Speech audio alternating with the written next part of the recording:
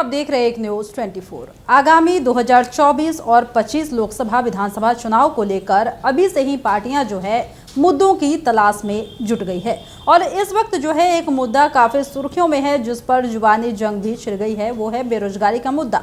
यानी कि इस मुद्दे पर जुबानी जंग छिड़ी हुई है। तमाम जदयू की तरफ से तमाम नेता जो है लगातार बीजेपी पर हमलावर हैं। वो ये कह रहे हैं कि बीजेपी जो है बेरोजगारी बढ़ा रही है, रोजगार का झांसा देकर बेरोजगारी की जो सीमा है वो चरम पर चली गई है और इसमें बीजेपी का सरासर हाथ है। यानी कि 2024 लोकसभा चुनाव के पहले जो है पार्टियां कोई ना कोई मुद्दा की तलाश में जुटी हुई है, जिसमें बेरोजगारी का मुद्दा जो है इस वक्त बेहद सुर्खियों में है और इसी पर जो है पक्ष विपक्ष एक दूसरे पर हमलावर बने हुए हैं। तो चलिए एक बार खबर को विस्तार से देख लेते हैं कि आखिर जदयू भाजपा पर इस तरीके का बड़ा आरोप क्यों लगा रही है। आगामी चुनाव को लेकर सियासी पार्टियां अभी से मुद्दों की तलाश करने में जुट गई है। इस चुनाव में पार्टी को लोगों से कनेक्ट करने के लिए हर एक राजनीतिक दल बेरोजगारी का मामला उठा रहे हैं। इसी के तहत जदयू ने केंद्र सरकार पर बड़ा हमला करते हुए कहा कि नरेंद्र मोदी की सरकार ने पिछले 8 साल में महज 7,22,000 ही रोजगार दिया है, जबकि वादा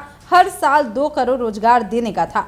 हालांकि बीजेपी इस आरोप से बहुत इत्तेफाक नहीं रखती। उनका कहना है कि जदयू जिसे रोजगार कहती है वह सिर्फ नौकरी है, जबकि रोजगार का मतलब जीवन यापन करने के लिए रोजगार का सृजन होता है। यह नौकरी भी हो सकता है, बिजनेस भी हो सकता है। इस तरीके का बयान भाजपा ने दिया है। जदयू के मुख्य प्रवक्ता नीरज कुमार केंद्र सरकार पर यह आरोप लगा रहे हैं कि पिछले 8 साल में नौकरी के लिए 22 करोड़ 5,99,238 आवेदन दिए गए थे।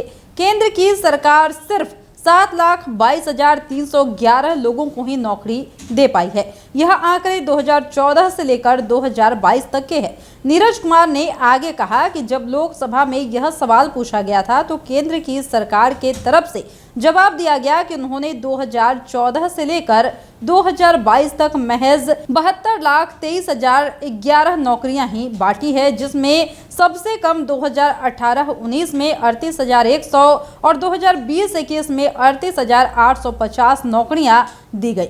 नीरज कुमार का आरोप है कि कई ऐसे सेक्टर हैं जहां पर 1 लाख से भी ज्यादा वैकेंसी है, फिर भी केंद्र की सरकार लोगों को नौकरी नहीं दे रही है। सेना में 1 लाख से ज्यादा रिक्त पद है, लेकिन केंद्र की सरकार बहाली नहीं कर रही है। नीरज कुमार कहते हैं कि केंद्र की सरकार व्यापारिक घरानों से इतनी घिर गई है कि वह नौकरी का सृजन तक नहीं कर पा रही है। नीरज कुमार लगातार किसी न किसी मुद्दे पर आए दिन हमला बोलते हुए नजर आते ही रहते हैं। एक बार फिर से उन्होंने विपक्ष पर लगातार सवाल दागे हैं। एक के बाद एक सवाल करते हुए उन्होंने विपक्ष पर बड़े ही जोरदार तरीके से हमला बोला है और कहा है कि सरकार ने 8 साल में जितनी नौकरी दी है, बिहार सरकार ने कुछ महीनों में ही उतनी नौकरियां दे दी है। शिक्षा और स्वास्थ्य में सबसे ज्यादा नौकरियां दी गई है, पुलिस में भी रोजगार बांटे गए हैं। इधर बीजेपी के प्रवक्ता विनोद कुमार शर्मा बताते हैं कि केंद्र सरकार ने रोजगार देने का वादा किया था, सिर्फ नौकरी देने का वादा नहीं किया था।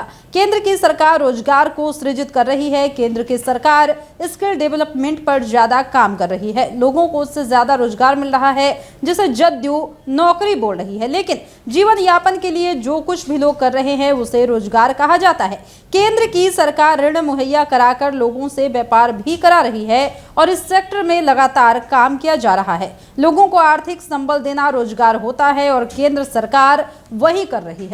यानी कि जिस तरीके से आप सुन पा रहे हैं कि इस वक्त जो है रोजगार के मुद्दे को उठाया जा रहा है, जिस पर पक्ष और विपक्ष दोनों अपना पक्ष रखते नजर आ रहे हैं। एक तरफ विपक्ष का ये कहना है कि रोजगार के मामले में जो है केंद्र सरकार काफी पीछे है, सिर्फ झूठे वादे करती है लेकिन जनता को रोजगार नहीं देती, लोग जो है त्राहिमाम कर रहे हैं।